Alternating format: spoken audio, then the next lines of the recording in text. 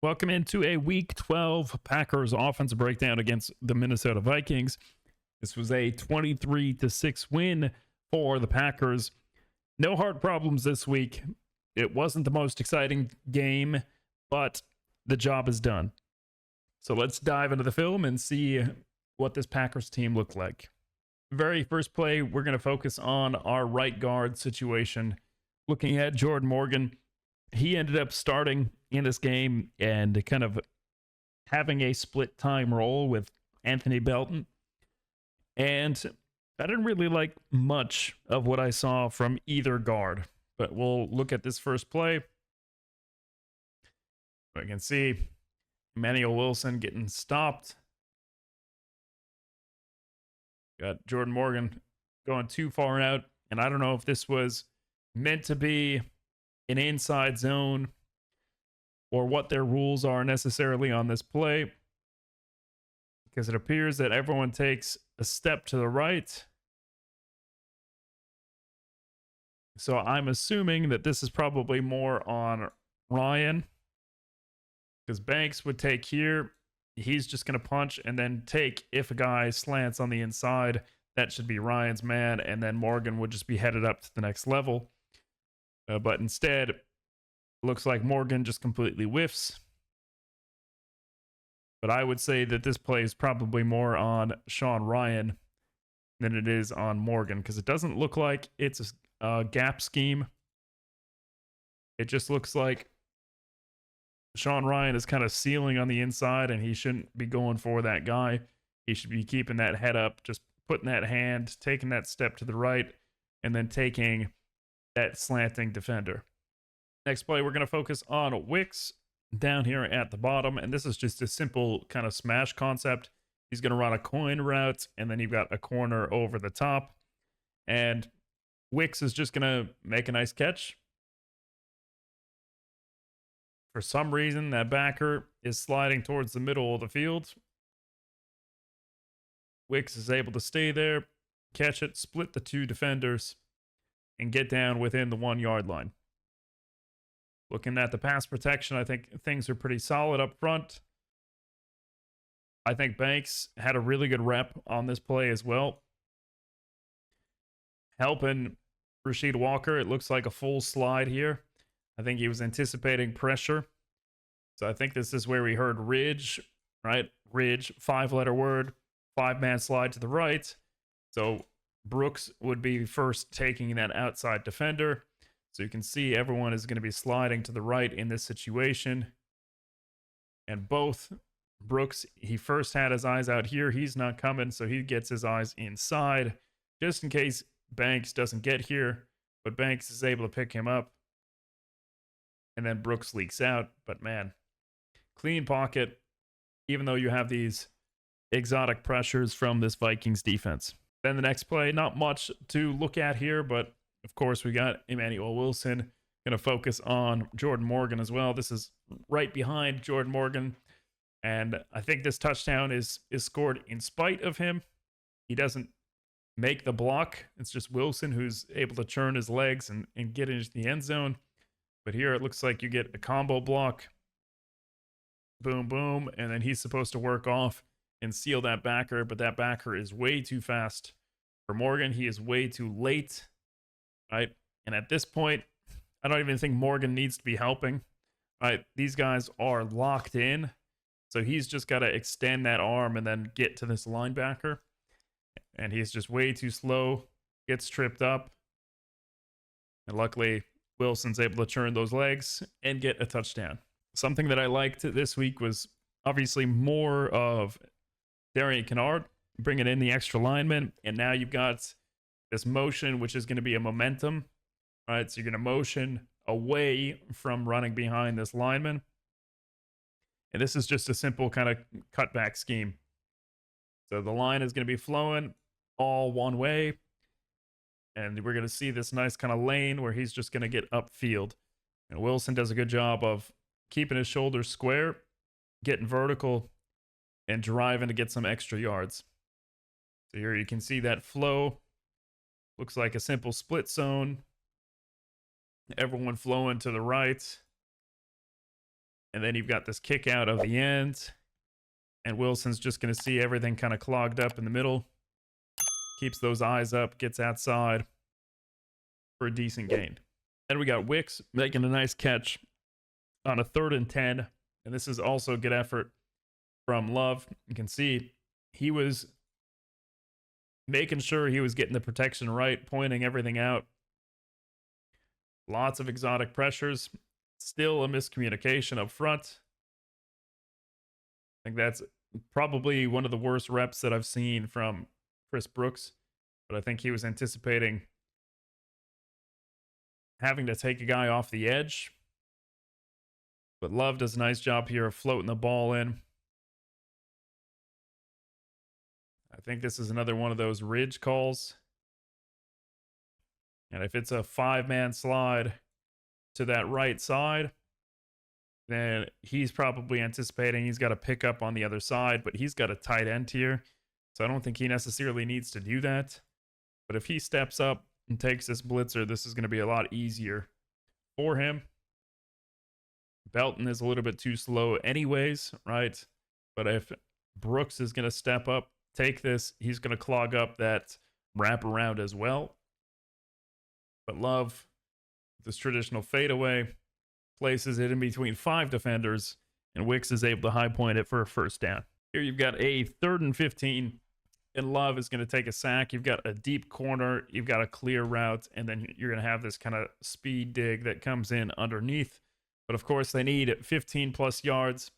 They bring in the tight end. He's going to chip. They talked about this on the broadcast. He ends up, chipping him to the outside, which makes it tougher because once he gets out here, it gives that rusher a 2-way go against a lineman who's got to take a very deep vertical set. So see, pushes him out, not square to the line. It's not where you want to be as an offensive lineman, so it gives him a 2-way go. Love is stepping up. It's very hard for Walker to make a play here. You can see the routes are just not developed, right? You have this kind of clear, you have this corner, and then you're going to have this kind of dagger that's coming in. But there's just no time. Could have probably checked it down, right? Down here. But again, it's 3rd and 15. That check down is really just for field position. Love wants to get that first down, but instead he's taking that sack. I think we're very lucky on this play that Sean Ryan stays healthy. Just let it speed up. But he gets hit on the side of the knee there. That easily could have been a disaster for the Packers, moving on to their 3rd center for this year. The next few plays, we're just going to look at Wilson. I don't think there was anything spectacular that he was doing. He kind of reminds me of James Starks a little bit.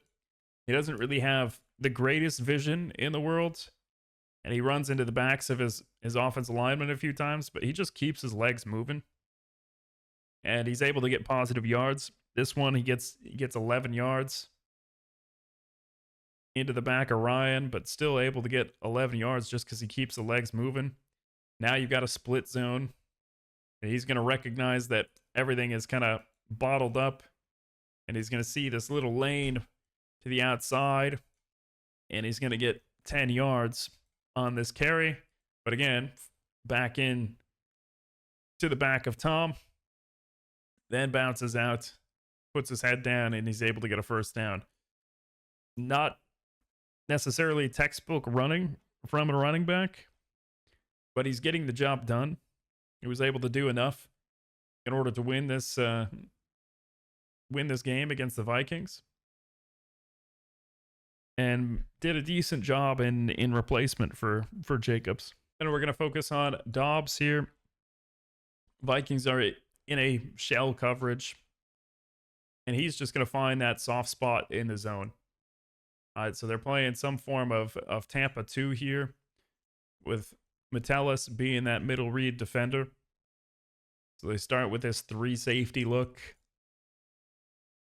He's going to drop down into Tampa 2. You can see Dobbs just finding that soft spot in the zone, for a nice 18-yard gain. And this is obviously going to put the Packers into a much better field position where they end up kicking a field goal right after. And we've got a little miscommunication between Love and Wicks. Here you've got a 3rd and 15. I think Love is anticipating Wicks to sit down and come back to the sticks here. But he's going to wrap that round a little bit too high. So if we pause it here, if he's able to make this break, boom, and just sit down in this spot, I believe that's where that ball ends up. But again, he drifts up an extra 2 yards based on where Love is throwing that ball. And I think he wants him just to get low. I think the timing is a little bit off. Love can be a little bit earlier because that window opens up.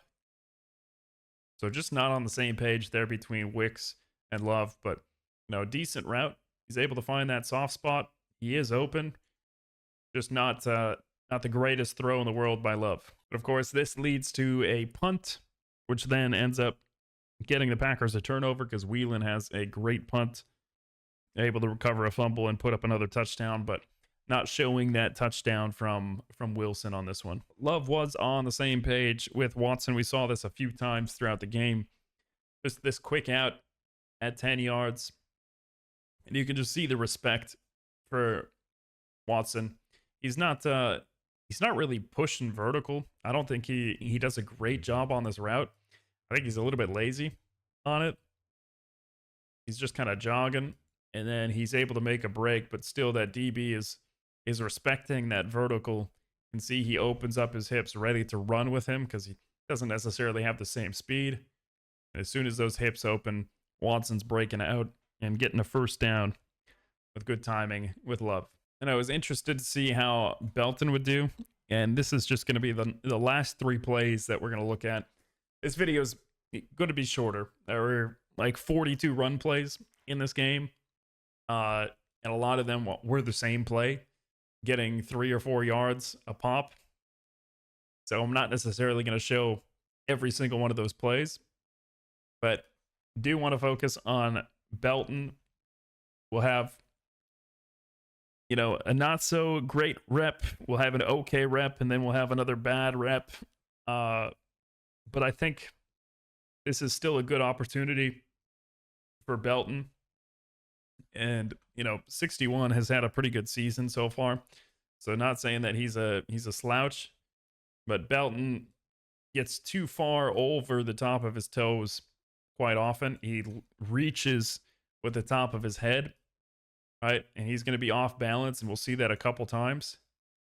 But here he gets beat, and luckily still able to get 6 yards. You can see he's frustrated with himself, getting playing time, and he's not showing the greatest things on tape. And again, we'll highlight him here. Again, matched up with 61. And here he's going to do a much better job. Right? He's able to hold his own, doesn't lose his hands, able to get enough of a push. There's a seam there. Wilson's able to take it for a first down. So here he does a much better job, wider base, staying strong. And Wilson, of course, getting a first down. And then we got one more rep that we'll look at. And this one is, again, not going to be a great rep for Belton. So kind of an up and down performance. This is a 3rd and 3. Ends up being a field goal afterwards just because he completely loses this rep. We'll see. Again, this run. Everyone takes that step to the right. He's just going to use those hands. You got Belton reaching with his upper body, but not moving his legs.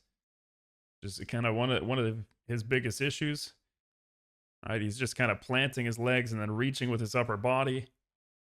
And he's just going to lose that rep each day. Easy swim by. And a tackle for loss. That's going to force the Packers into a field goal.